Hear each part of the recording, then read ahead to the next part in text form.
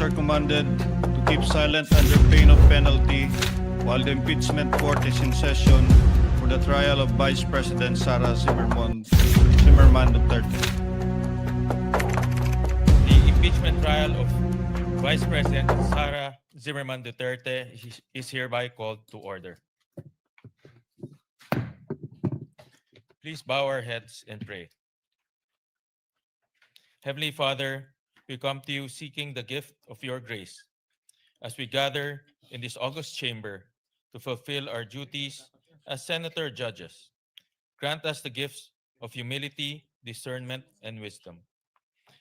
Keep our sights set firmly on the truth. Guide our hearts towards the pursuit of justice and the preservation of the rule of law. Bigyan mo kami ng tamang pag-unawa. Gawin mong gabay at inspirasyon ang iyong salita sa lahat ng aming gagawin.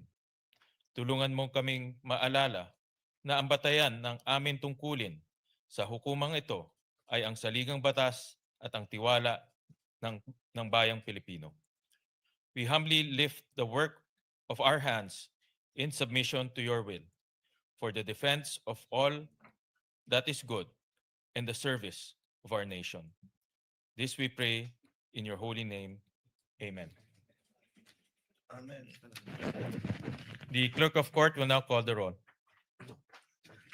Roll call of members.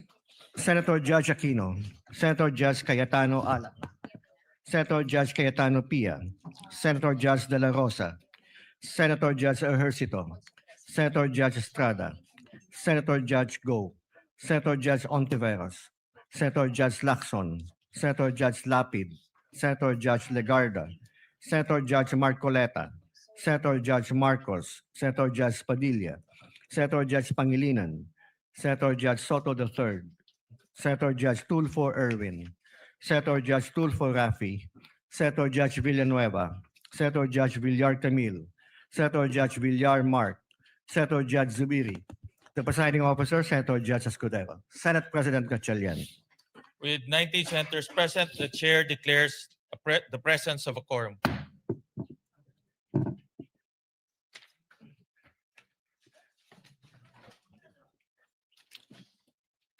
What is the pleasure of Senator Judge Padilla?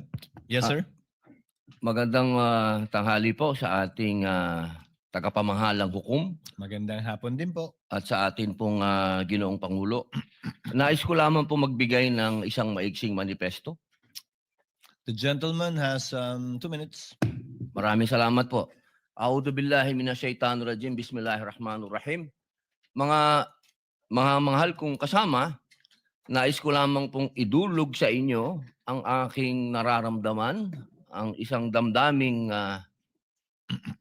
masasabi ko pong nagtatanong sapagkat ang mga nangyayari po sa ating hukuman sa mga oras na ito, hindi ko po alam kung ito ba ay eksakto lang na nangyayari o ito po ba ay sinasadya. Katulad po ng pagkakakulong ng ating dalawang senator judge na si Senator Jinggoy Estrada at si Senator Rodante Marcoleta. At ang kagiyat pong pagdating ng aming mga masasabing galing sa ombudsman, sa akin, at kay Senator Alan Peter Cayetano. At kahapon, pagkatapos pong ng isang araw na mabanggit ang patungkol sa pagpunta ng ating mahal na NBI Director sa Bangkok, at ito po ay kinwestiyon ni Senator Alan Peter Cayetano, kahapon po ay biglang lumabas ang isang pahayag na iniimbestigahan daw po yung patungkol sa pangyayari noong Southeast Asian Games. Ito po ba ay eksakto lang o ito po ba ay merong dapat tayong pangambahan? Sapagkat alam niyo po, ako din po ay dapat ay pupunta ng Iran. Sapagkat isinagawa po ang pagbibigay-pugay sa namatay na kanilang leader, spiritual leader. Pero hindi po ako tumuloy dahil may impeachment po tayo. Tanong ko lamang po sa ating mga kasama, dapat po ba tayong mangamba? Dapat po ba kaming manggamba? At tayo po ay parang eksakto naman lahat ito? Hindi ba po tayo ay malayang korte? Tayo po ay may karapatan na binibigay ng konstitusyon na magsagawa po ng pagdinig na ito. Yun lamang po. Maraming salamat po, Ginoong tagapamahalang hukom. The manifestation of Senator Judge Padilla is noted. What is the pleasure of Senator Judge Mr. Cayetano? Presiding Alan? Officer, Rule 6 of the impeachment proceedings is that the rules of the Senate is suppletory, and if there is anything that affects the honor, integrity, or the functions of us individually or as a Senate here as an impeachment court, someone can rise on a question of personal or collective privilege. I won't do that, but may I just respond to what Senator Padilla said, since my name was mentioned and since the investigation announced by the NBI yesterday seems to be pertaining to this person as chairman of the 2019 Organizing Committee of the Southeast Asian Games. May I, maybe in the form muna of manifestation, unless the presiding officer or Senate President thinks that I should elaborate on by asking for time on a personal collective privilege, but I don't want to start that Senator proceeding. Judge Cayetano may make his manifestation. For the record, sir. So, first and foremost, sa sinabi po ni Senator Padilla, I won't ask na ipa-play na yung video, but quite exhaustive yung sinabi ni NBI Director about the Southeast Asian Games. So if the intention was to have a chilling effect, we already have that chilling effect. May 11, hinabol dito sa session hall na to ng mga ahente ng NBI si Senator Bato. May 13, nagkaroon ng enkwentro, putukan, pinipilit ng NBI na hindi sa loob ng Senado, but we have all the evidence that it was inside the Senate. Other incidents, I do not want to evoke a reaction or debate because I want to respect my fellow senators. Much of this has been vented in the media, is in court.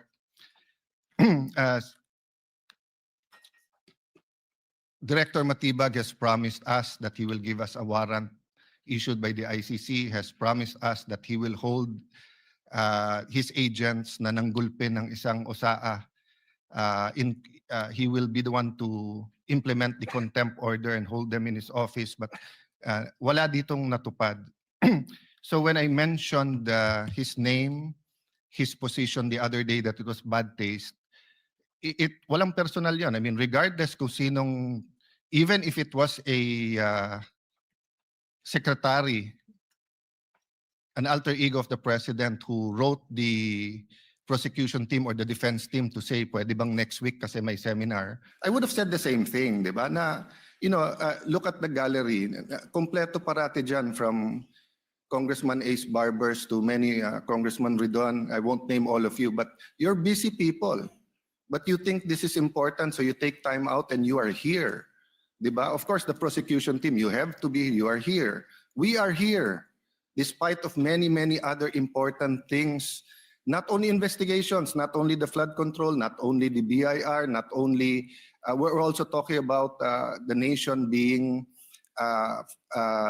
prone to volcanic eruption, to yung bagyo, buti, well, nasalanta pa rin tayo ng bagyong Inday. Ibang Inday ang pinag-uusapan natin dito sa impeachment. But still, we are here. So it was in good faith that I said, as an example, mukha namang masama kapag kayong isang bureau head. NBI director is a very important position, but it is a bureau. So if a bureau head, and tignan yung invitation, nakalagay sa invitation, or your representative, and we resolved it. So aksidente ba na yesterday, suddenly after I mentioned it, And after, during the weekend, many have been talking about na dapat ata hindi 16. So 21 na lang kami ngayon eh. So 2/3 of 21 is 7. Pag nabawasan pa kami ng 3, 13 na lang yon. Pero some will argue, mabawasan lang kami ng 1 o 2, baka 13 na rin yon kasi wala naman half person o 3/4 person. So all of these issues are valid. Question, the chilling effect is there, but am I intimidated? Wala na akong choice. Ilalabang ko na to, gagawin ko yun ang dapat kong gawin. Bumaliktad man yung sitwasyon, si President Marcos ang ini-impeach and I felt a certain way, ilalabang ko rin. Chief Justice man ang i-impeach, ilalabang ko rin. But for the record, Mr. President, go ahead and investigate. First of all, that's been investigated many, many times. COA, I'm not sure. I think the Office of the Ombudsman, ang nag-file pa ata, Chief of Staff mo eh. Senator Rob, I'm not sure but parang may kaso na nun. Senator Drilon quizzed us here. I was Speaker of the House, but I chose to appear before the Senate to be able to answer all of those questions directly. The SEA Games, paulit-ulit yan. Biktima na ng speakership ng 2019 yan. Nahuli namin yung PR na sinabi kikiam, pinakain daw mga Muslim ng baboy, when it was chicken longganisa na pinakain. Pero nasiraan na tayo sa Malaysia, Indonesia. The SEA Games gave us so much honor. So far, it is still the biggest SEA Games in history. Many of our athletes launched their career, even going to gold medals in the Olympics. Our athletic and our yung aquatic natin center in Clark is one of the best in the world. Ang nagsabi nito yung Israeli coach ng isang foreign team doon. But go ahead if you want to investigate. But I just want to put on record, mukhang misfire. Bakit? Yung sinasabi niyang infrastructure na walang bidding, first of all, the procurement law has many modes of procurement. So don't make it appear sa public na just because walang bidding, may anomalya na to. Okay. Secondly, bakit ko sinabing misfire? Hindi po sa I'm referring to Director ng NBI Matibag. I had nothing to do with the infrastructure. The chairman of the committee. In fact, I had to resign from the DFA because I was running for congressman during that time. So dun sa sinasabi ni Director Matibag na may congressional insertion to fund it, it's definitely not me because how could a non-member of the Senate or non-member of the House insert anything? Okay. Dun sa sinasabi niyang infrastructure, it was done by the BCDA. The chairman of the BCDA is one of the closest advisors of the president now. The president of the BCDA is one of the closest advisors and is a secretary now. And he said medyo kaduda tong kumpanya na nanalo walang bidding. If I'm not mistaken, it's the same company who's making the City Hall of Pasig. So, I mean, if they want to investigate, go ahead. But by mentioning the organizing committee of the SEA Games, ako po chairman nun. At paninindigan ko po na napakaganda nung nangyari doon. At kung may anomalya, ako unang magagalit. So, go ahead. But my point, Mr. Chairman, honorable members of the court, sa prosecution, to be fair sa prosecution at marami akong kaibigan, I've never felt any intimidation from any of you. I mean, you've continued to be either friends or for those who are former friends but friends. I mean, I don't know if nagkamali lang ako but on the first day I nodded ng konti kay Senator De Lima. Gumanon din siya, hindi ko alam kung na-acknowledge because we were friends once upon a time and this is a court. We owe it to each other to be professional, di ba? So wag tayong pumayag na someone like Director Matibag would do that. My point, Mr. President, Mr. Presiding Officer, he could have not announced it and investigated. Imbestigahan mo, tingin mo may mali, imbestigahan mo.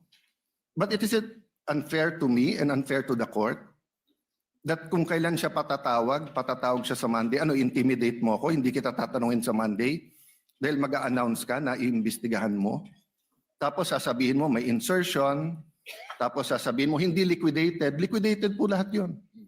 So let me talk of unfairness. Hindi ba unfair? Kung ako, babalik na rin ko, sasabihin ko, inimbestigahan ko na rin kahapon eh.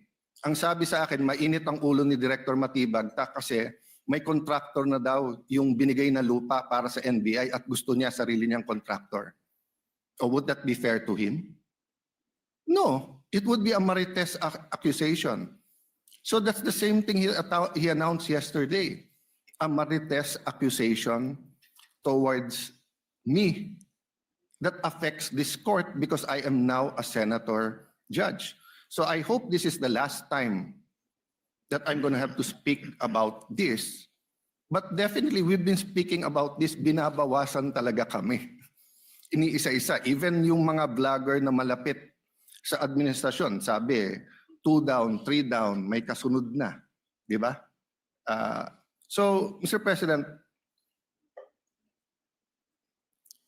I want this impeachment to be a test that the 1987 Constitution works and that despite political differences, the prosecution and defense, I saw them after the first or second day, nagkakamayang kayo, nagkakamustahan. After the first or second day nung mainit na baliktaktakan dyan sa pre-trial, nagbabatian, di ba? Even in court.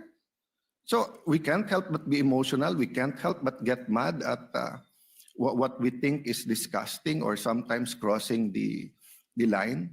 But is there any question that for this verdict, whether it's for conviction or acquittal, to be accepted by the Filipino people, we have to make sure that the integrity of the court is intact. I will admit to you, nahirapan po ako. Wala si Senator Marcoleta. Iilan lang po kaming abogado dito. Si Senator Pangilinan, Senator Cheese, si Aimee is a law graduate, di ba? Pia. Senator Pia, Bam is a second-year law student and I'm encouraging him na tapusin niya. Total review na yung nangyayari ngayon. But it's not easy. 24 lang kami, nabawasan na ng 3. So I hope this issue of the integrity of the court becomes an issue for all of us. No, I'll repeat what I said when I was Senate President. Director, hindi mo kami natibag. So wag mo try itibagin tong representation na to o itong impeachment court because what you're doing is not helping. Investigate whatever you want to investigate. You want to investigate ba't ako nagpatubo ng balbas? Investigate mo, no problem with me. Pero wag mo nang i-announce kasi nga naaapektuhan yung integrity ng court. Thank you for the leeway, Presiding Officer. Thank you, Senator Judge Alan Cayetano. Yes, what is the pleasure of Senator Judge Pia Cayetano? Mr. President, Presiding Officer, I assume most of my colleagues, like me, were busy studying the lengthy memorandum filed by each of the parties. For the record, 30+ pages, more or less double space yung sa prosecution. Kaya by the time I got to the defense, para na ako maduduling kasi mahaba na nga yung 30 pages na double space. Napunta pa ako sa single space. Okay lang yun, kasama sa trabaho yun. Pero that's how lengthy the documents were. And I slept at 2 a.m. Hindi kasama to sa explanation ko. Di ako nagyayabang or anything. It's our job. And I'm a night person, so normal sa akin yun. And then in the morning, tuloy ulit. Sent my staff questions, asked for more details, and then we worked together throughout the morning until it was time to come here. So I don't know anything about this statement of Director Matibag. But it bothers me to hear this. I now remember that I saw a message pop up in my phone which hindi ko nga pinansin kasi nga ito yung important issue ko na pag-aralan ko tong memorandum ng mga parties na inabala nga naman nilang very lengthily and exhaustively nila dinidiscuss in a written document. But I recall now na may nag-pop up na message from a coach telling me na gustong pa-imbestigahan yung SEA Games. And di ko talaga pinansin. And now Alan brings it up, and I am bothered. There is no jurisdiction in the world that allows a judge to be pressured and intimidated. And I ask each one of you, my dear colleagues, payag ba tayo sa ganito? Ganito na ba tayo dito ngayon?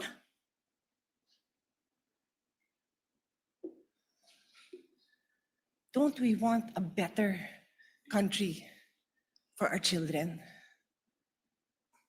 Why would you allow a director who's just called to be a witness next week brag that he's going to investigate? And again, I don't know. So I respectfully request that it be played. Because I want to understand. If I don't have reason to be upset, then thank you, I can focus. I can go back to the business on hand.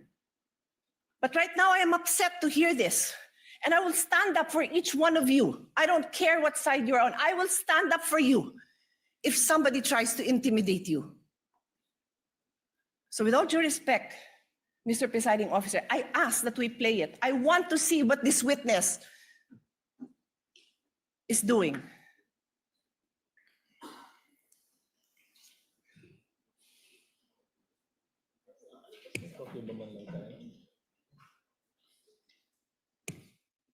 Presiding officer declares a brief recess.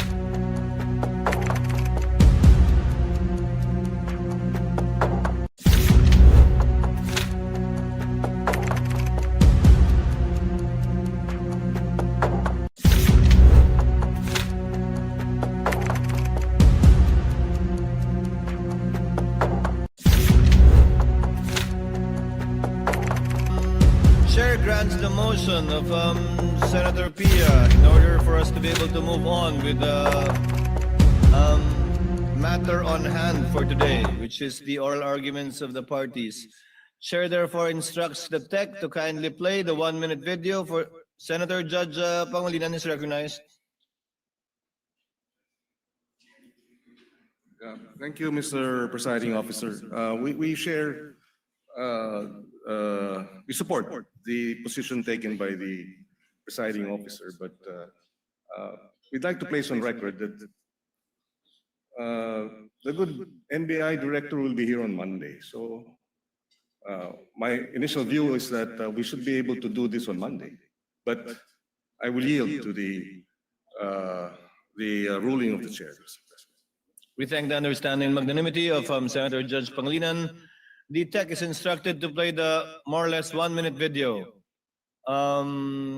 alluded to and requested by Senator Judge Pia Cayetano.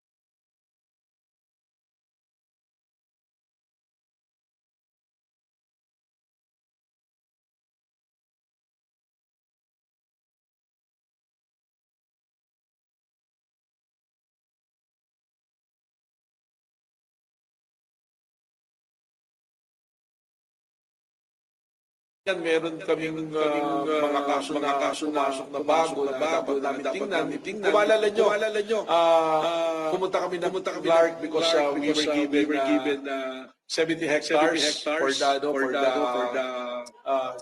NBI Academy. So, magkaroon kami ng relationship sa Clark. Nakita namin yung parang sports complex na ginamit ng SEA sa Philippine Civic Organizing Committee. Well, nakarating sa amin, may titingnan kami rito, kailangan kami imbestigahan dahil nakarating kami dito, billion pala yung pumasok dito na pera na unliquidated. At merong private company rito na na-involved na binayaran ng 10 billion at ang pagbabayad insertion sa GAA na ibinayad. So ito, imbestigahan namin. Malaking kaso rin ito.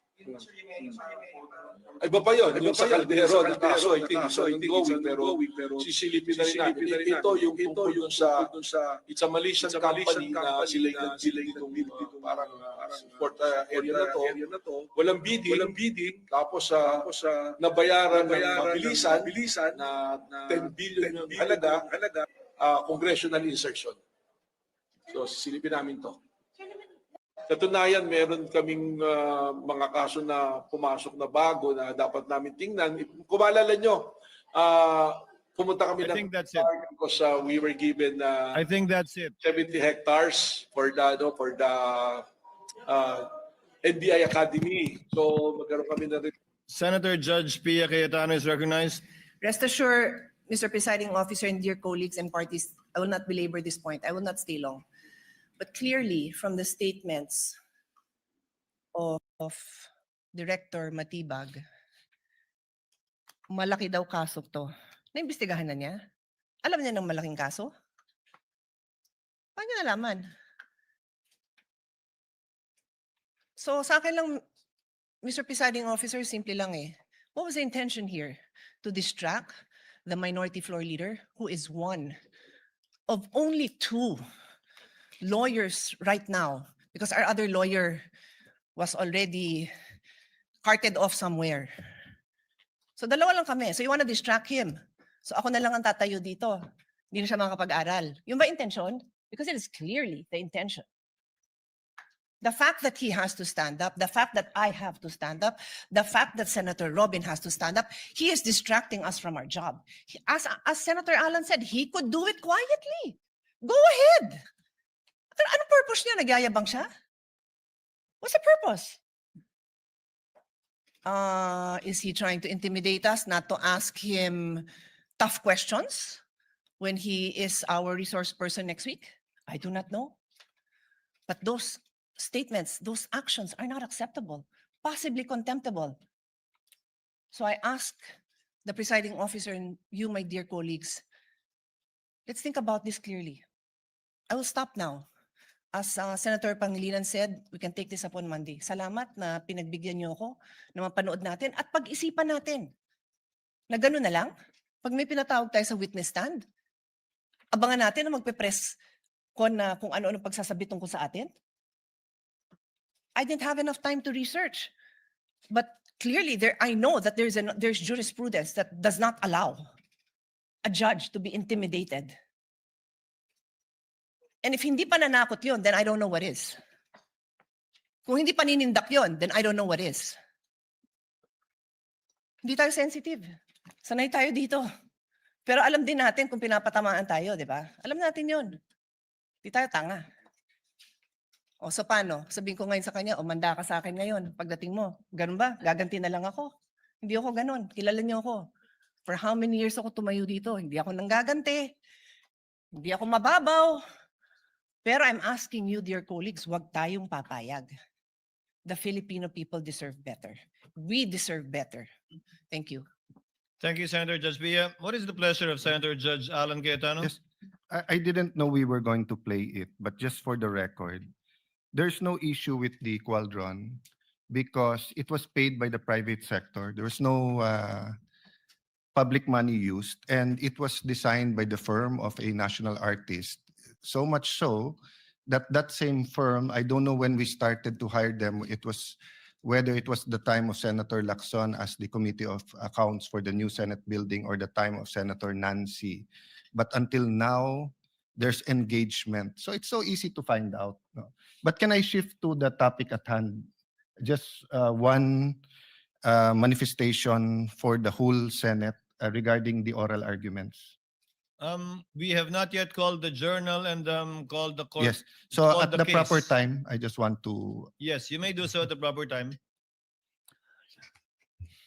Proceeding now, if there are no objections, the presiding officer will dispense with the reading of the July 14, 2026 Journal of the Senate sitting as an impeachment court and shall consider the same as approved.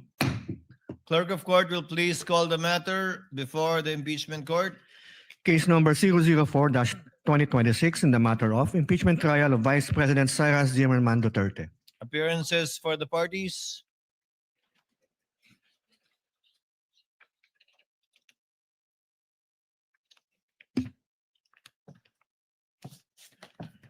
Good afternoon, Your Honors. Same appearance for the prosecution. We are ready, Your Honor. Appearances for the respondent. Good afternoon, Your Honors. I'm Michael Poa. Same appearances for the defense and for the respondent accused, Your Honor. Before recognizing the counsel for the prosecution for their 15 minutes for their presentation and oral argument in relation to their motions for the issuance of subpoena for banks, AMLC, and the BIR, Chair would like to recognize Senator Judge Alan Cayetano for his manifestation earlier. Alan?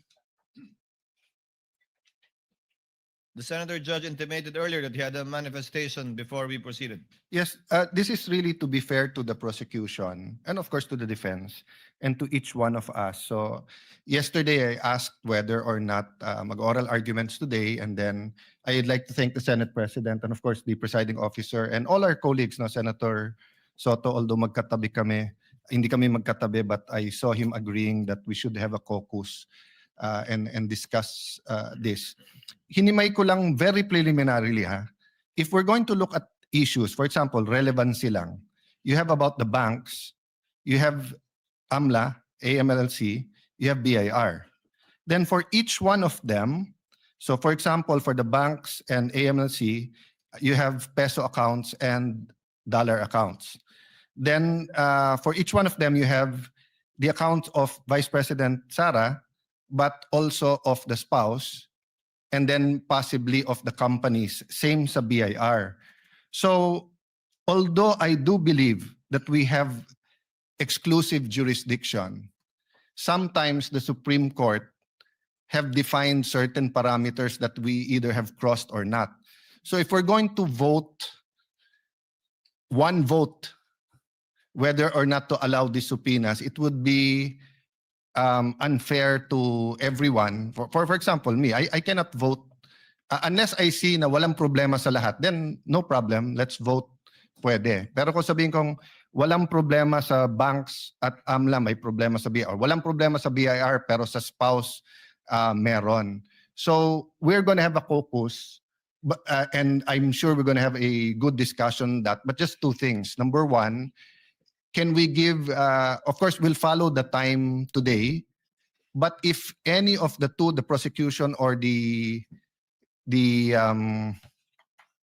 for example, in the rebuttal, after the rebuttal ng defense, makikita na ng prosecution saan talaga nag-object yung defense, hindi lang sa lahat. If we can give them a little bit more time, kasi nga, mahabang discussion to. Having said that, I'm more than okay if we have to have an extra day next week, whether to discuss among ourselves or I'm not preempting our caucus. I'm just saying, Mr. President, that I commit to you. I will not delay. I will not overtalk on these issues. And I don't think controversial each and every one of this yung request for subpoena dito, but there may be one or two, and I don't think it would be good for us to lump it in one issue if there are different legal issues. The law, there are similarities in the law, but there's a different law governing AMLA, there's a different law for the bank secrecy, there's a different law for BIR. So thank you, Mr. Chair notes the observation of Senator Judge Alan Cayetano. However, subject, of course, to any agreements that will be arrived at in caucus, we are constrained by the motions filed by the parties. There are only two pending motions that this court should act upon. Number one, a motion for the issuance of a subpoena with respect to bank and AMLC records on the one hand, and number two, a motion for the issuance of subpoena for BIR records.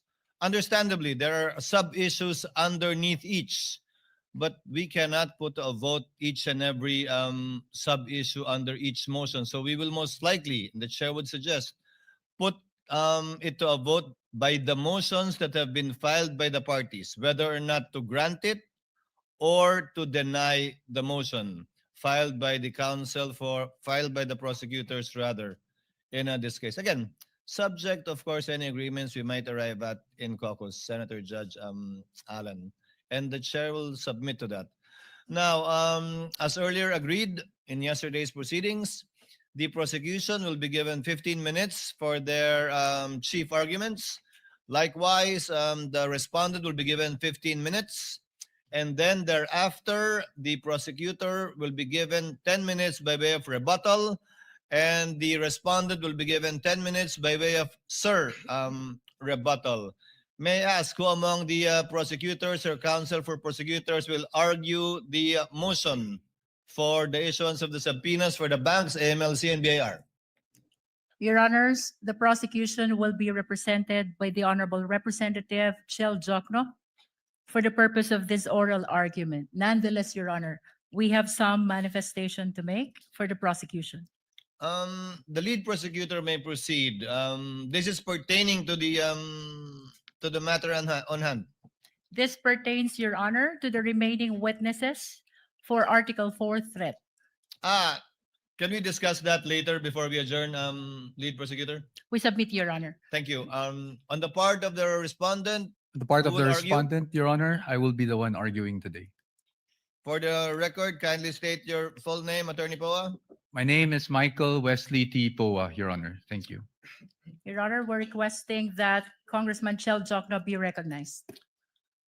For the prosecutors, the Honorable Representative from the party list Akbayan, Chel Jokno, is recognized for his oral arguments on the motions, twin motions that they filed. You are recognized, sir, and you may proceed when you're ready. You have 15 minutes.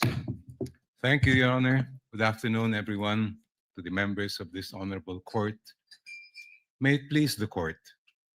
Simple lang po ang isyong kinakaharap natin ngayong hapon na ito. Pero napakabigat. Bubuksan ba natin ang pinto ng katotohanan o haharangin ito?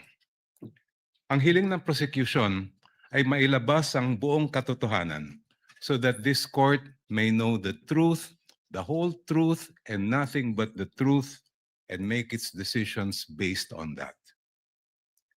That is why we have requested the issuance of subpoena duces tecum for the bank records, tax records, and anti-money laundering council reports relating to Vice President Sara Duterte and her husband, Attorney Mans Carpio.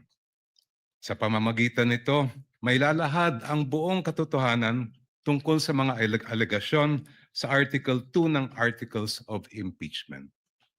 Una, na pinayaman ni Vice Presidente ang kanyang sarili ng labis-labis sa kanyang legal na sahod at lehitimong kita bilang isang lingkod bayan. Pangalawa, na meron siyang mga ari-arihang hindi dineklara sa kanyang Statement of Assets, Liabilities, and Net Worth. At pangatlo, na habang siya ay nanunungkulan bilang Vice Presidente, nakibahagi siya sa negosyo, directly or indirectly, kahit ipinagbabawal ito ng ating konstitusyon. Sasabihin marahil ng depensa na walang kapangyarihan ang hukumang ito na busisiin ng mga bank records, tax records at AMLA reports ni VP Sara. With all due respect, that argument is not only legally flawed, it is an affront to the authority of this honorable court. Kung tatanggapin po natin ang argumentong ito, hahayaan natin maliitin at insultuhin ang hukumang ito. The Constitution, Your Honors, please, vests this impeachment court with extraordinary powers. Tanging ang hukumang ito lamang ang may kapangyarihang magpasya kung ang mga pinakamataas na pinuno ng ating bansa ay karapat-dapat pa rin manungkulan. Because this power comes directly from the Constitution, no one, no person, no law, no administrative rule can limit or supersede it. I repeat, nothing and no one can handcuff this court's power to try and decide this impeachment case. Kahit ang bank secrecy law po ay sumusunod at tumatalima sa impeachment court. The law explicitly states, and I quote its pertinent portions, all deposits are hereby considered as of an absolutely confidential nature, except in cases of impeachment.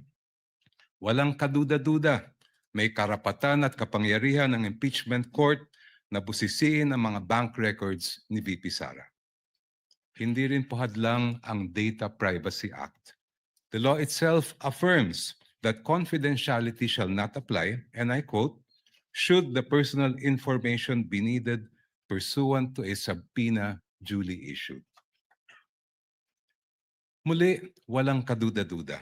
May karapatan at kapangyarihan ng impeachment court na ipasabpina ang mga dokumento ni VP Sara Duterte. Pero sabi po ng kampo ni Vice President, irrelevant daw ang mga bank records, AMLAC reports at BIR records. Lalo na daw yung mga transaksyon na nangyari bago siya umupo bilang pangalawang Pangulo dahil wala raw itong kinalaman sa kasong ito. The prosecution respectfully but vehemently disagrees. Ayon sa report ng Anti-Money Laundering Council na isinumite sa Committee on Justice ng House of Representatives, the financial activity of Vice President Sara C. Duterte increased significantly starting 2007 when transaction values surged to 208.15 million pesos. According to this report, which is marked as Exhibit P-2-7-8, I quote, financial movements intensified between 2009 and 2013 with consistently high totals exceeding 400 million pesos, including notable peaks in 2009, 704.93 million pesos, 2010, 648.58 million pesos, and 2011, 597.15 million pesos. Si VP Sara po ay nanungkulan bilang Vice Mayor ng Davao City mula 2007 hanggang 2010. Naglingkod naman siya bilang Mayor ng Davao City mula 2010 hanggang 2013. From 2007 to 2013, ayon sa records ng AMLAC, lumampas sa 3 billion pesos ang kanyang financial activity. May kinalaman ba ito? Ito ba ay relevant sa Article 2 ng Articles of Impeachment, which alleges, among others, that VP Sara betrayed the public trust and culpably violated the Constitution when she amassed unexplained wealth manifestly disproportionate to her lawful income? Para sa prosecution, malinaw ang sagot. The Vice President's financial activity as Vice Mayor and Mayor of Davao City relates directly to the main fact in issue in this case, her fitness or unfitness to serve as Vice President. Let me explain. The framers of the 1987 Constitution added betrayal of public trust as a ground for impeachment, and I quote, to include all acts which render the officer unfit to continue in office. For this honorable court to determine whether VP Sara Duterte is unfit to continue in office, it must have a clear picture of the respondent as a public servant. Kailangan makita ng publiko at ng mga senator judge ang tunay na kulay ng vice-presidente at larawan ng kanyang buong pagkatao bilang isang lingkod bayan. If she amassed staggering amounts of unexplained wealth while she was a vice mayor and mayor, doesn't that say a lot about her unfitness to serve as a vice president? Isn't that relevant to the question this court must resolve at the end of this trial of whether or not the Vice President betrayed the trust given to her by the people? From what I have gathered and read, Your Honors, please, this is not the first time this court has been confronted with this issue.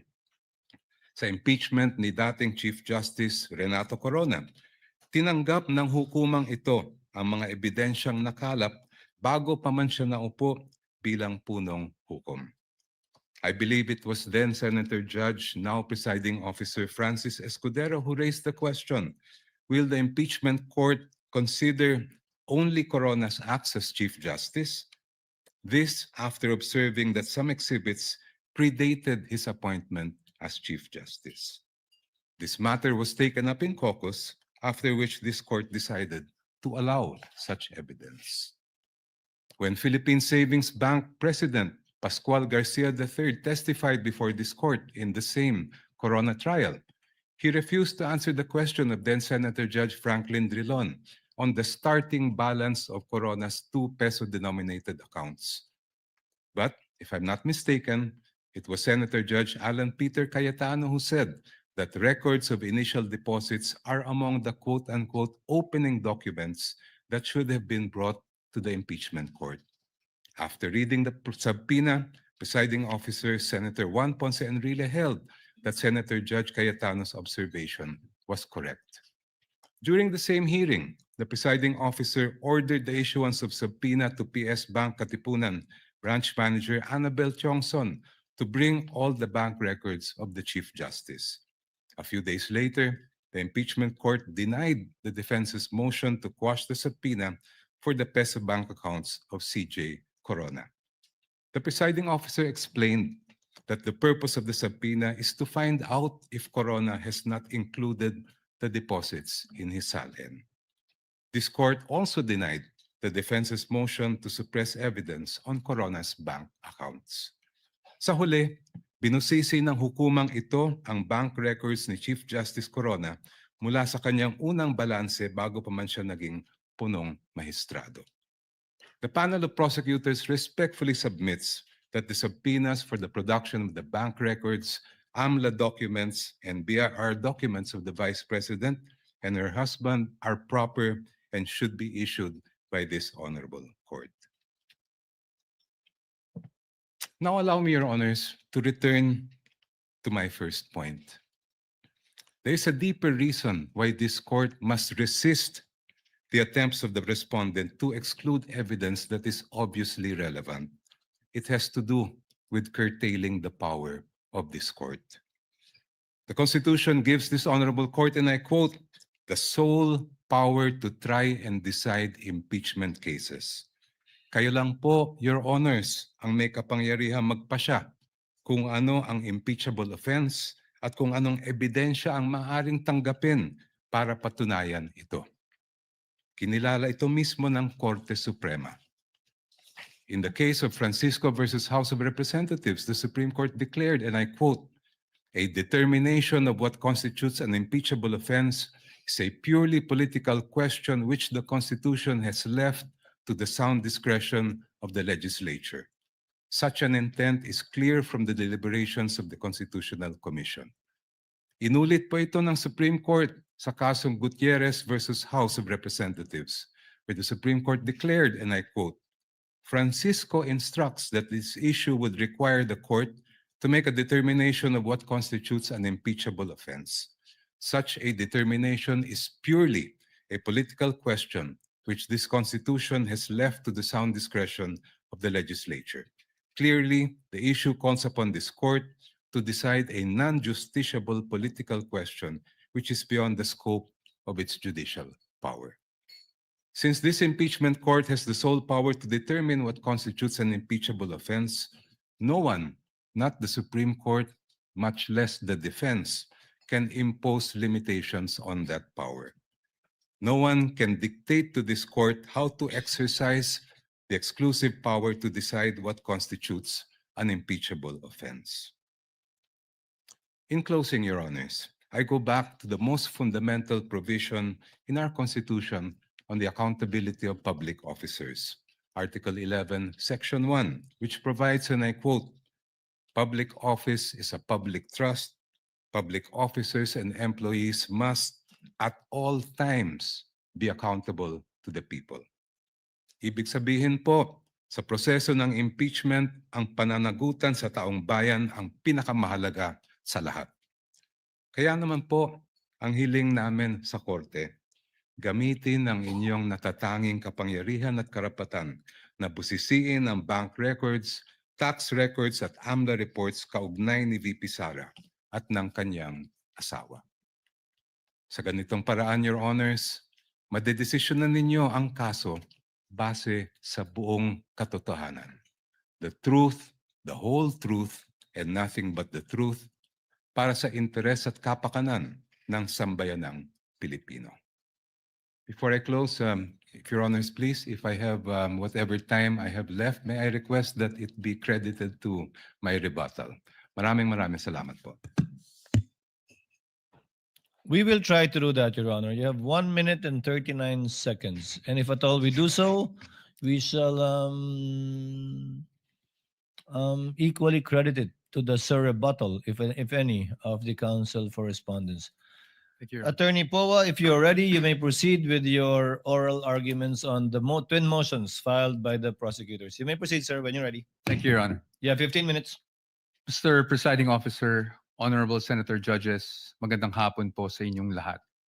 The issue before the impeachment court today is not whether you possess the power to issue a subpoena.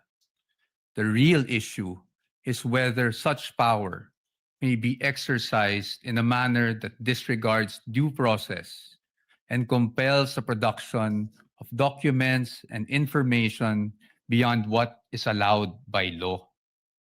Your Honors, jurisprudence provides that for a subpoena to be valid, it must comply with twin requirements of 1, definiteness, and 2, relevance. Ibig sabihin po nun, dapat particularly describe po ang nasasaklaw ng subpoena at dapat may direktang kaugnayan sa ginagawang paglilitis. Your Honors, when a subpoena becomes oppressive, when it is unreasonable, and when it is merely issued for the very purpose that there is a hope that somewhere, somehow, something incriminating will come out, it ceases to be an instrument of justice.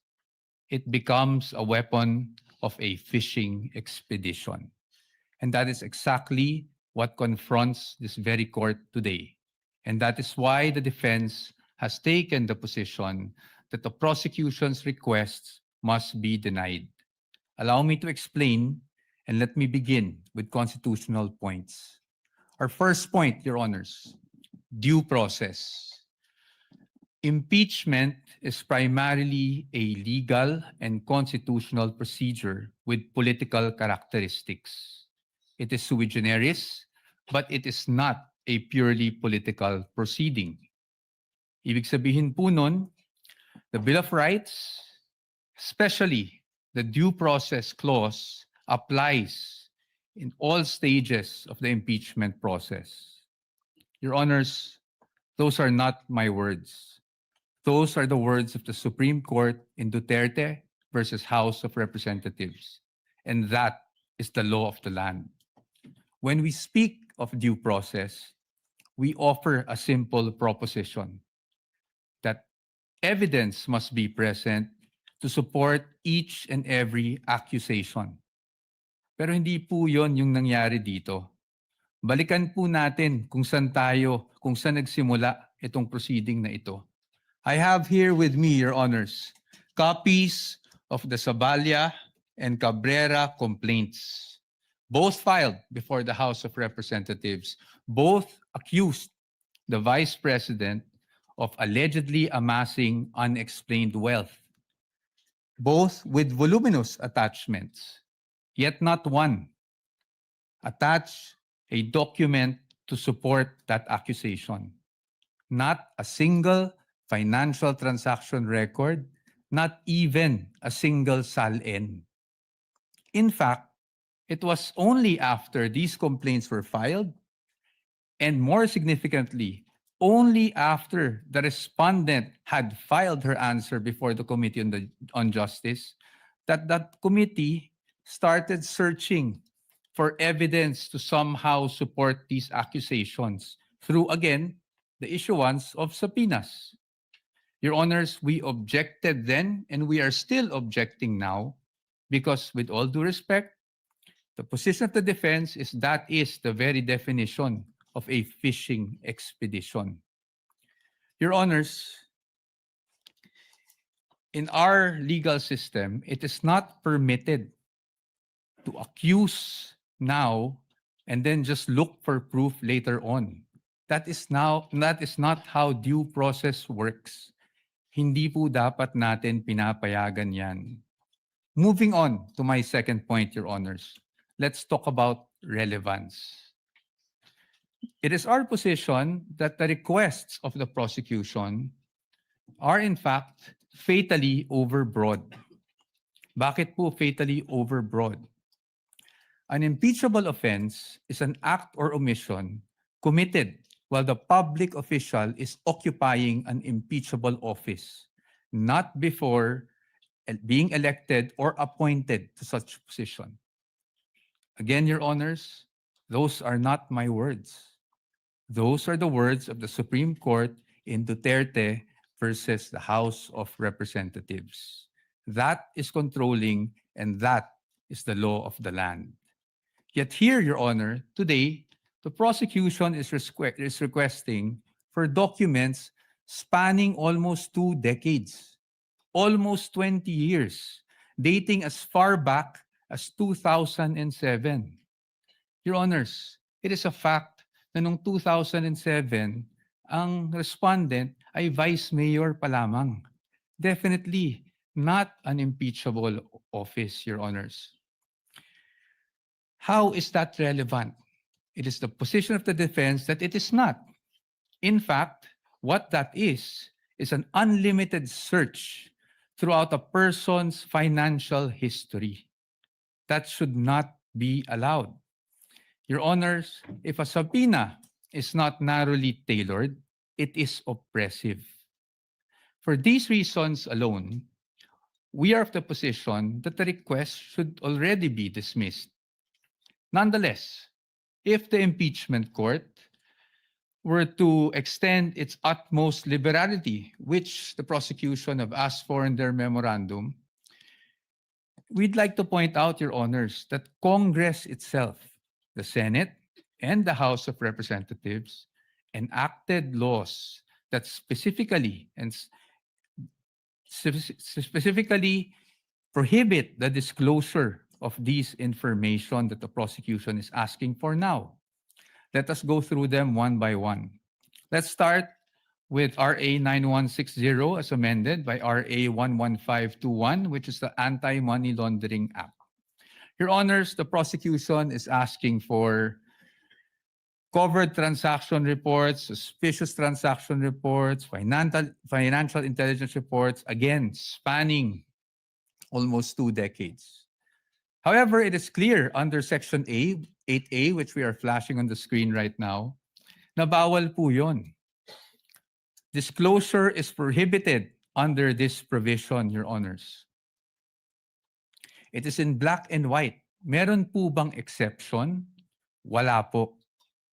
Impeachment is not an exception. Had Congress wanted to make impeachment as an exception, madali lang naman pong ilagay yun sa batas. Pero hindi po iyon nagawa. Now, in fact, I also have here copies of the Financial Intelligence Report and another report from the AMLAC, the Information Management Analysis Group, which were already marked as exhibits, Your Honor. And it's in the records of the court. Exhibit D2-8-P1, where it says specifically that it should not be, the information should not be used as evidence in formal proceedings, Your Honors. Clearly, Your Honors, to compel AMLAC officials to disclose such information would be to compel them to violate the law. Let's move on now to the tax records, Your Honors. Prosecution is asking for tax records, so let's look at the tax code.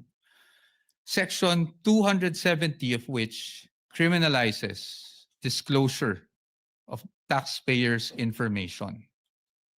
Meron po bang exception sa batas na ito? Meron po, but it is limited. Kasama po bang impeachment? Hindi po. That is very clear. Again, Congress wanted to put an exception for impeachment. They could have easily done so, but they did not. Now, Your Honors, let's go to Bank Secrecy Law, RA 1405. The state policy has always been to favor the secrecy of bank deposits, Your Honors.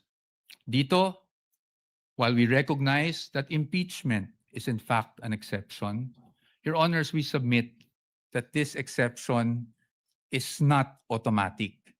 Meaning, hindi porket may exception for impeachment, pwede na kaagad natin buksan ang lahat ng bank records na hinihingi ng prosecution. Why? Because, Your Honor, this exception does not dispense with constitutional safeguards. It does not abolish the right to due process. So dapat po, meron pa rin tayong basihan. If you look at the articles of impeachment, wala naman po doon na nagsasabing yung sinasabing unexplained wealth coming from, even if it was an illegal activity, ay pinasok sa isang specific account. In fact, Your Honors, this exception does not automatically mean that we should permit a fishing expedition. Yun nga pong mga bank account numbers na nakaspecify sa request for the issuance of a subpoena, ang aming posisyon po dyan, yan po ay nakalap doon sa illegal disclosure, with all due respect, na ginawa ng AMLAC before the Committee on Justice. And then, Your Honors, they're also asking for the bank records of the spouse. Your Honor, the spouse is not an impeachable officer. And therefore, the spouse is not covered by this exception. Again, Your Honors, we should not allow this. In closing, Your Honors, the prosecution has repeatedly invoked accountability. Your Honors, we agree with them. No one is above the law. But in the same manner, no one must fall below or be outside the protection of the law. Impeachment is indeed a powerful constitutional tool. But Your Honors, impeachment is not a magic word or a magic wand that one can just wave to transform an illegal act into a legal act, to transform unlawful access to lawful access. That is not what the Constitution contemplates. That is not what the laws enacted by Congress contemplate. And that is not something that the Honorable Impeachment Court should allow. We submit, Your Honors. Thank you very much. The gentleman still has 2 minutes and 48 seconds, which we shall credit, similar to the request of the prosecutor, to your rebuttal should you desire to use it, counsel, for the respondent, Attorney Paul. Thank you, Your Honor. Counsel, the prosecutor is recognized. Attorney Chel Jokno, you have 11.38 minutes, which will round off to 12 minutes, counsel. You may Thank proceed you. when you're ready for Thank you. your rebuttal. Maraming salamat po, Mr. Presiding Officer, at magandang hapon po ulit sa ating lahat. Let me address each of the points that the defense has raised in their oral argument. Sabi po nila una ay due process daw ang isang paulit-ulit na dinidiin ng defense. But there's no debate that due process applies in this proceeding, just like in any other proceeding. The real issue before this honorable court is, will the subpoenas that we are asking be issued by this court actually deprive the respondent of any form of due process. Ang aming paniwala po ay hindi. And I'll allow me to explain why. First of all, we are not yet at the stage where any evidence is being put in the trial or offered to the Honorable Court. Nandito pa lang po tayo sa punto na kung maari bang paproduce natin itong mga dokumentong ito. The defense will have every opportunity to make objections if and when particular exhibits or documents are identified by a witness and offered in evidence. Therefore, wala pong due process violation ang pag-issue ng subpoena.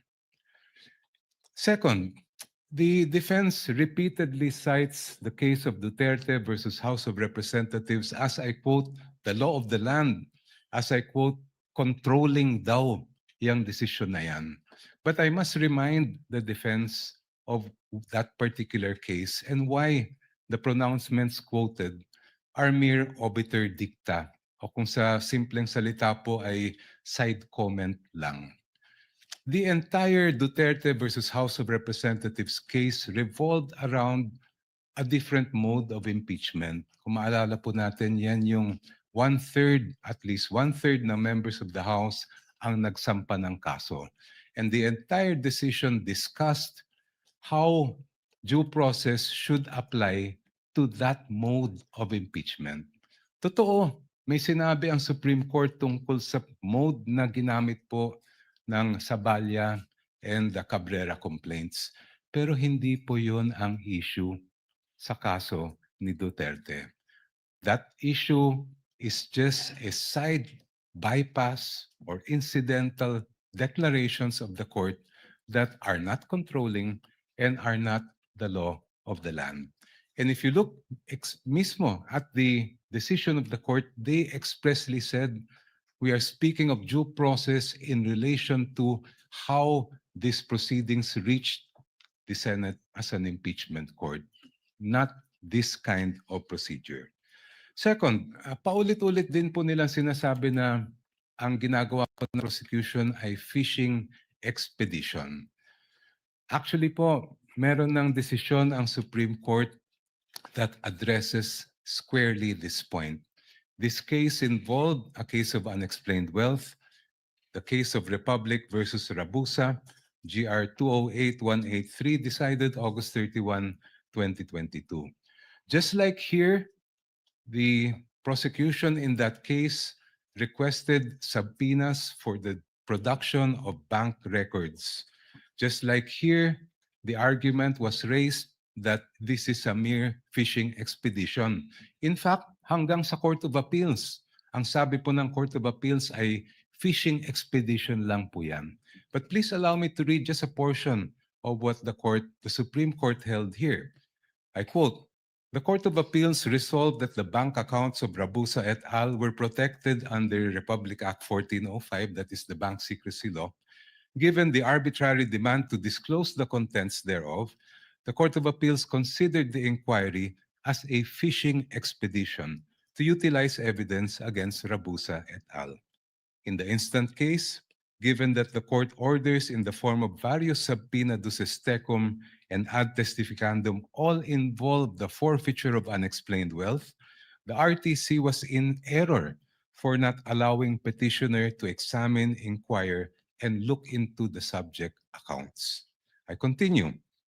As the present proceedings on unexplained wealth are now encompassed within the exceptions of Republic Act 1405, the court orders subject of this case clearly fall within the orders that would enable the examination of the respondent's bank accounts as contemplated in the first exception. Thus, it comes clear that this court cannot sustain the RTC's and Court of Appeals theory that there was no court order authorizing the examination of the bank accounts.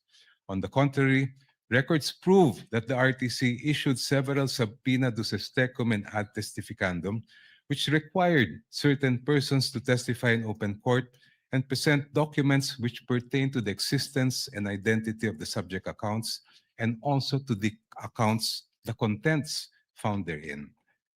I just move forward, given the existence and propriety of the subpoenas, the evidence procured through the same should have been duly considered by the lower courts. This court cannot agree with the Court of Appeal's supposition that the examination of the respondents' bank accounts was but a mere fishing expedition to pin liability on them. Next, the defense repeatedly cites a number of laws to claim that the requested information and documents that we are asking from this court for the issuance of subpoena are confidential. Sabi po nila, confidential daw ito sa ilalim ng Republic Act 1405. Sabi po nila, confidential daw ito sa ilalim ng Anti-Money Laundering Act, pati ang National Internal Revenue Code, pati ang Data Privacy Act ay confidential din. Pero kung titingnan po natin, klaro po at malinaw po sa amin ang batas at ang utos ng saligang batas sa impeachment court na ito. You have the sole exclusive power to determine an impeachable offense, and that includes the power to find out, ferret the entire truth, and make your decision on that basis. I will not dwell on the exception to Republic Act 1405. That's very clear. There's an exception for impeachment. Pero paano naman po yung sinasabi nilang Section 8A ng Anti-Money Laundering Law? If you read that law, particularly that provision, it clearly refers to prohibiting leaks by members of the Anti-Money Laundering Council. It never was intended to short-circuit the impeachment process or limit the powers of this honorable court to find out the truth. Ganon din po ang nakalagay sa ating National Internal Revenue Code. Sabi po ng defense, there's nothing that allows these documents to be made public. I cite Section 71, NIRC. After the assessment shall have been made, I'll just move forward. The returns, together with any corrections, shall be filed in the office of the commissioner, and I quote, and shall constitute public records and be open to inspection as such upon the order of the president. And in fact, during the Corona impeachment trial, the president at that time did order, and that is why this court admitted the BIR documents. Your Honors, madaling sabihin na confidential ang ilang impormasyon at dokumento. Madaling magturo ng batas. Pero ang hinahanap po ng impeachment court ngayon at sa mga susunod na araw, linggo at buwan ay ang katotohanan. At ang layunin ay makamit ang pananagutan. Confidentiality, Your Honor, should not be the prevailing principle in this proceeding. Hindi po confidential ang katotohanan. Maraming salamat po. Thank you, Representative, the Honorable Chel Jokno. Attorney Poa, counsel for respondent, is recognized for his rebuttal. Sir, you have 13 minutes. Thank you, sir. I will not take up the entire time to expedite matters. Your Honors, I respect, of course, the arguments put forth by the distinguished opposing counsel. But when it comes to due process, Your Honors, I think it's beyond debate, no? That due process must be observed in every stage of the proceedings. And aside from that, due process requires, Your Honor, that we also respect the protections afforded by law on the respondent. Your Honors, ang sabi po ng ating distinguished opposing counsels, obiter lang daw po yung sinabi ng Supreme Court. But Your Honors, nung sinabi ng Supreme Court sa Duterte versus House of Representatives na ang impeachable offense is an act or omission that is committed by a public officer while occupying an impeachable office, hindi naman po siguro pwede doon lang sa yung one-third mode gamitin yung ganong definition, pero pagdating po sa ibang mode ay hindi na po applicable yung ganong definition. Your Honors, in fact, in that decision, which I failed to mention earlier, sinabi rin po that the acts or omissions must be done in relation to the office. Kasi yun nga po ang purpose ng impeachment. Next, Your Honors, yung sinasabi na dapat kahit na may mga prohibition sa batas, pwede pa rin nating masapina para ma-examine. Your Honors, it is the wisdom of Congress kaya po may ganung mga prohibitions against disclosure under the law. Kung papayagan po natin that a court process, even an impeachment court, can issue a subpoena to thwart those provisions, it's as if, Your Honor, we are doing judicial legislation here because a judicial issuance can easily repeal for the time being that provision or at least suspend, Your Honor. Maybe not repeal. Properly, the proper word might be suspend that provision of law. I've never heard about that, Your Honors. And then lastly, Your Honors, parati nating sinasabi rin, no? Sorry, two points. Yung nabanggit na Section 71. I agree po under the tax code that Section 71 provides that if the President orders, then nawawala na po yung confidentiality. However, Your Honors, even given that there's an order from the President, I think we should still think about the relevance. Para saan ba ine-examine yung mga dokumento? Hindi ba para sa impeachment proceeding? Hindi po namin sinasabi na kung sakaling nagkamali man ang Vice Presidente, kung sakaling may paglabag man sa batas ang Vice Presidente noon, ay hindi na pwedeng maparusahan. Marami naman pong paraan. You can file cases against the Vice President for those infractions, preterm infractions. Pero pag impeachment po ang pinag-uusapan, we are limited to what impeachable offenses are. And again, the Supreme Court is clear about that. Your Honors, there's also a repeated citation of the Corona case. But we would just like to point out that the Corona case was tried, decided upon way before Duterte versus HOR.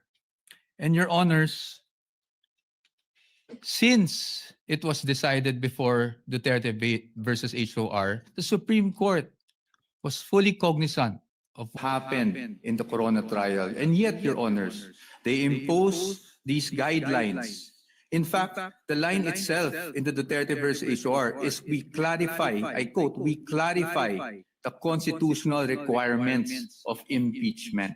At kasama doon yung nabanggit namin kanina on what constitutes an impeachable offense. And that is very clear. Marahil, sinasabi natin na yon ay isang obiter, pero Your Honors, paano po magiging obiter yon? Kung yun mismo ang itinakbo ng desisyon. The fact that the one-year bar was triggered was only the effect of not abiding by the due process clause of the Constitution. And lastly, again, Your Honors, we do not disagree with the prosecution in terms of accountability. Again, no one is above the law, but no one should also be deprived of the protection given by law, Your Honors. Thank you.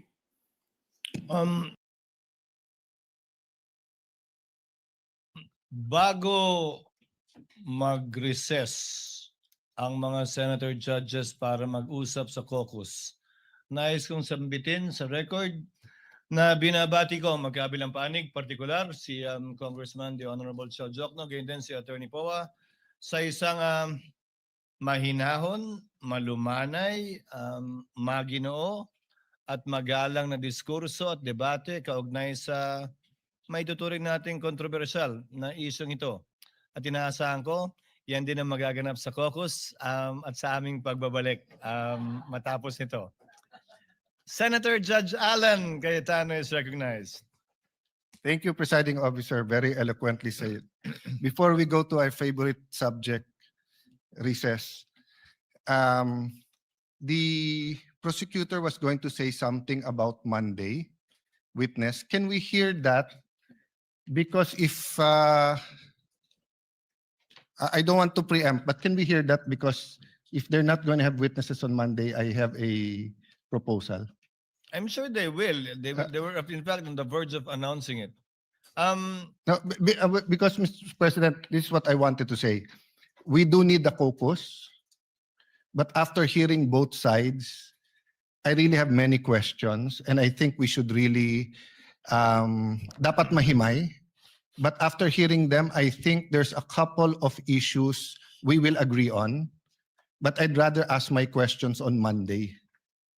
So if everyone agrees, then we can caucus but allow them to As adjourn, no? Unless someone wants to ask after our caucus.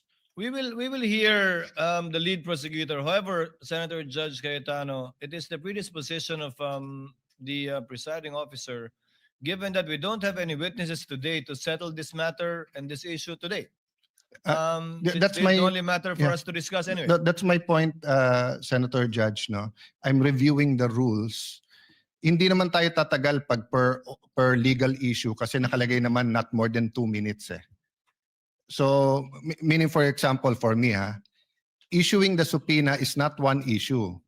Whether the subpoena is to the VP or to her husband is two separate issue. Peso account or dollar account is a separate issue. Whether or not the company's accounts, etc., should be subpoena is a different issue. But for me to decide, I want to ask the prosecution and the defense about that. So medyo mahaba-haba talaga. To answer the Senator Judge, we have a precedent that I think, if I remember correctly, it involves the good gentleman himself. When then Senate President Enrile made a ruling with respect to the request for the issuance of a subpoena against the former Chief Justice Corona and his family, the gentleman agreed with respect to not issuing the subpoena against the Chief Justice, but disagreed with respect to not issuing with the family. No, And I the was ruling of the chair- correct there. That was the first.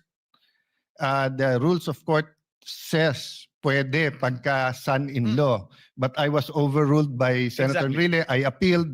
The body agreed with him. So even if I was correct, I was overruled. But my point is, Mr. Presiding Officer, that was one simple issue. That's why I didn't argue. I'm saying this seems to be like 2 subpoenas, but there are several subject matters, AMLA, etc. And remember, this is Article 2. What's our assumption? August or September pa to iti-take up eh. So I'm just saying, so for example, no, we all agree on the ruling. It benefits one side. We should tell them why we ruled that way so that if they file a motion for reconsideration or they go to the Supreme Court, malinaw din yung ruling natin doon. There are substantive issues here. There are some issues as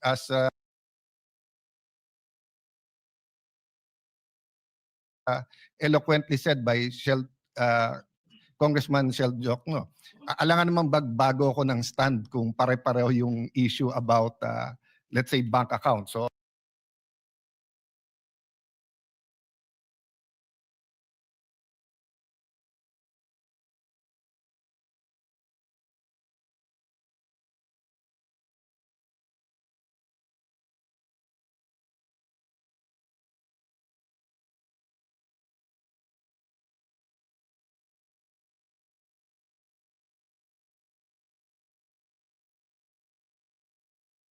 you know my vote on that, di ba?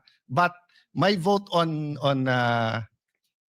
Chief Justice Corona doesn't mean it's the same vote if it was on his spouse and the companies that are under his name. I can tell you honestly right now, I don't know what to vote for, what my vote will be. But I do know that these are two important issues. Even the definition of definiteness and the definition of fishing expedition, I want to pursue that with them. With the Your permission of Honor, Senator sir. Judge Allen, can we discuss that in caucus? Yes, yes. instead of- So I'm just saying, if we're going to discuss it and maraming magtatanong, do you want them to go home and we can extend till Thursday next week or whatever? No, not at this time. Okay. We can Okay. advise I them submit to properly the at presiding the officer. appropriate time. Senator Judge Pangilinan. Now, just to reiterate the earlier manifestation of the presiding officer, we agreed to go on caucus after the presentation Yes.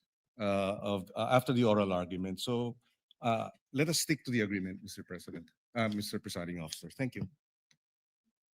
Umaasa pa rin ako na magiging mahinahon yung caucus. So we move to Chair declares a recess.